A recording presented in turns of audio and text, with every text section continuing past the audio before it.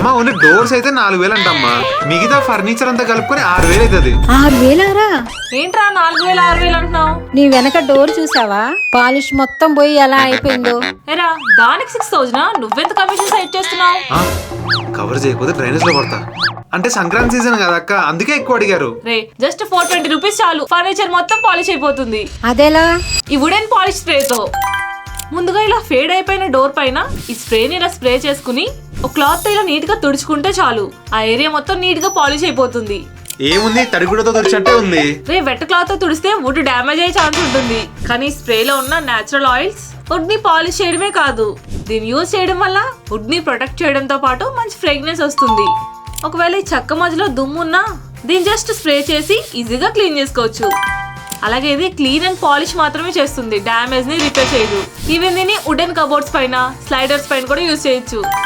So మీ ఇంట్లో కూడా మీ furniture పాడై ఉంటే ఈ స్ప్రే బాగా యూజ్ అవుతుంది. ఈ ప్రొడక్ట్ లింక్ ఇక్కడ ట్యాగ్ చేశాను.